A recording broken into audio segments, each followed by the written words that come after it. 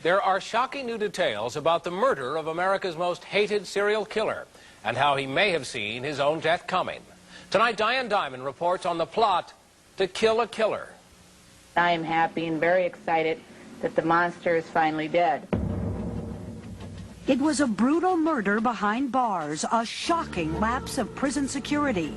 And while correction officials promise an investigation, no one involved with the Jeffrey Dahmer case says that they're surprised.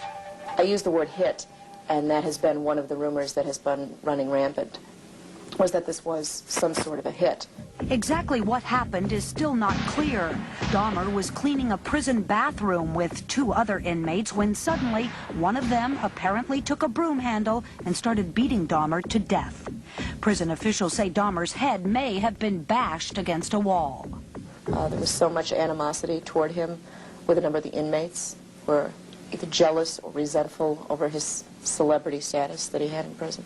Officials say it was this man, Christopher Scarver, who carried out Dahmer's death sentence. How they caught the assailant is that he was covered with blood.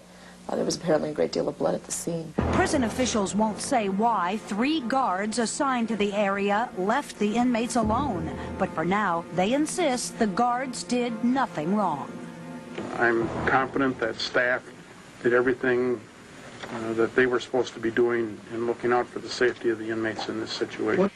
In 1991, Dahmer was sentenced to live out his life here at the state prison in Portage, Wisconsin.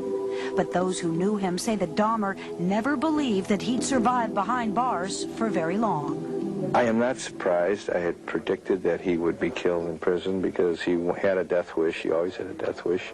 He was a sick kid. He knew he was sick. In recent months, Jeffrey Dahmer apparently had found religion. He was formally baptized in May, and in the prison chapel, he confided to the minister about how he was ready to accept the ultimate punishment. Now that he's a Christian, and he felt personally that he deserved to be put to death for his crimes, the question was, am I sinning against God by continuing to live? So it appears that Jeffrey Dahmer may have wanted to die, to end his tortured life, to rid himself of his inner demons. And to the families of his victims, Jeffrey Dahmer's death sentence finally brings an end to their private suffering. Whoever did kill him, he's my hero. I will be sending a thank you card to this hero.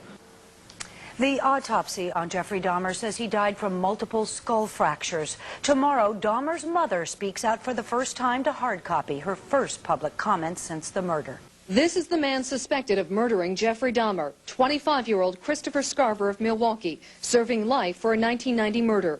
The police report from that crime depicts an unstable man. He asked to add a T to his name whenever it appeared as Chris, so it would read Christ. His attorney tried an insanity defense. It failed. So you have a class of people like Christopher Scarver in penal situations who have mental problems but are incarcerated rather than in hospitals. Dahmer, according to medical officials, was beaten beyond recognition while working on a 3-convict janitor crew, which included the suspect. A 3rd inmate, Jesse Anderson, was critically injured. The 3 were reportedly left alone for 20 minutes. It is something that we did not expect. And had we been aware of something pending, we certainly would have taken preventative action. Although Dahmer's crimes were known worldwide, the murder case against Jesse Anderson made major headlines here in Milwaukee. His attorney believes the prison was negligent for putting 2 notorious inmates together, along with another violent criminal.